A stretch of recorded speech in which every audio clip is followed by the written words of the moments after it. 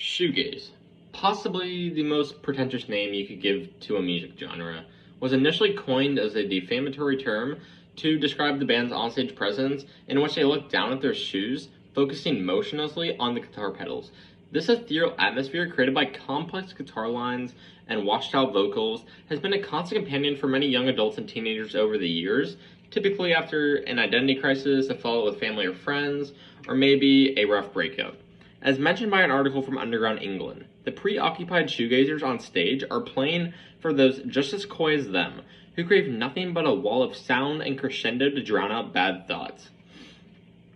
Today I'll be discussing the often forgotten era of shoegaze music, whose notorious use of overpowering distortion and reverb translate into one of the most introspective and seductive genres in all of music, with influence stretching all the way into the current decade. When discussing any music genre, especially one with the rich and complex sounds of shoegaze, it is imperative to trace its origins, not only to give credit to the artists who paved the way for them, but to also highlight the distinct societal differences between the respective eras of the genres. Before Kevin Shields, the eponymous frontman of the shoegaze's most definitive band, My Bloody Valentine, had spent any time in a recording studio, bands from the British Invasion movement of the 1960s, and more importantly, the post-punk movement of the 1980s, were tinkering with an experimental sound that would eventually develop into shoegaze as we know it today. While most people think of Hey Jude, or Let It Be, when referring to the best-written Beatles songs with the catchiest melodies, bands from the shoegaze department have found their LSD-infused closer track,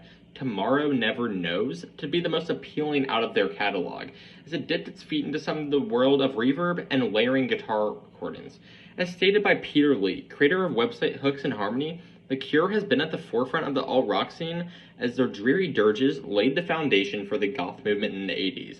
as they influenced shoegaze not only sonically, but aesthetically as well. The last piece of the shoegaze puzzle can be attributed to the Cocteau Twins, as they brought the dream pop sound into the mainstream with their masterpiece Heaven or Las Vegas, whose dreamlike atmosphere was made so unique when Elizabeth Fraser utilized her voice as an instrument that kept the same volume as the rest of the band. Additionally, as described by an introspective article by music critic Dave Simpson,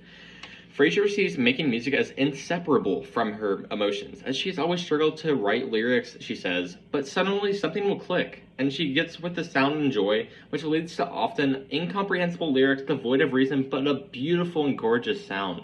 As music made its way into the 1990s, the sound of Britain had transitioned to a more pop-friendly style, while America was buying flannels in bulk with the inception of grunge music. Shoegaze decided to stay true to its form and hit their peak of talent and popularity from the underground. In the fall of 1991, Shoegaze had finally made its landmark album in My Bloody Valentine's Loveless. This is a listening experience that I think parallels Odysseus meeting the sirens in the Odyssey. A strong desire to jump into the wave of sound while also discovering that yes, they are actually sitting beneath all that distortion.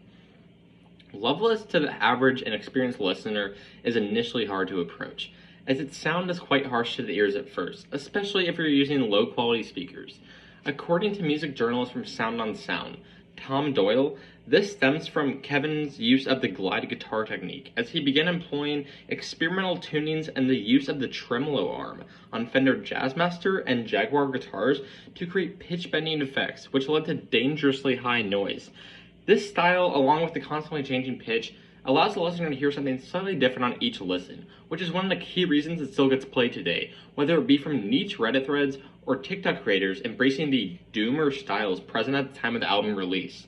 However, in the midst of the success that My Bloody Valentine was enjoying, bands such as Slowdive and Ride arrived at the scene, making waves as they put forth their best effort at making a swirling universe of sound. Between otherworldly voices and a more pop-friendly approach, Slowdive's Souvlaki could best be described as a drug-induced coma, where one comes to reminisce on a lost lover and tries to reconcile with their self.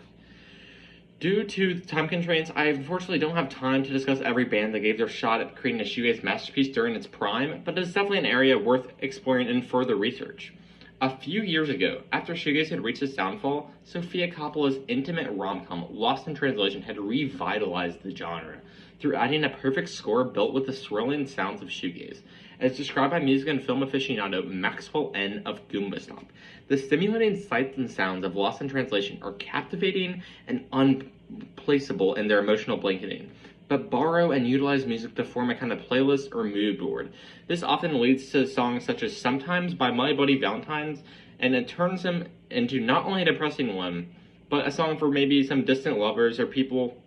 in a tough relationship as well. As the genre approached the 21st century, it eventually saw a slight resurgence in the nuanced but much more mainstream sounds of Tame Impala and even Lil Peep. But that is a discussion for another day, as the genre has changed so significantly over the past 25-30 years. As mentioned before, this era of music has been overshadowed by the mainstream success of 90s grunge and Britpop, which is precisely why I felt like it was important to give credit to this beautiful genre, as it defines many people's personalities and emotional outlook on life, relationships, and more. Not to discredit the 90s grunge and Britpop movement, but additionally, this was also a crucial time in the development of the electric guitar, as Kevin Shields and others reached levels of sound no other genre had ever accomplished, all through complex guitar techniques that have transcended multiple genres over the past few decades. Next time you're cramming a speech at 3 a.m. on a Tuesday night, try turning on some My Bloody Valentine, or Slow Dive, or even like some Chapter House. You may find that it's some of the best soundtracks that music has to offer to a lonely college student facing a pandemic, an ungodly amount of homework, and probably some issues with family and friends mixed in. Thank you.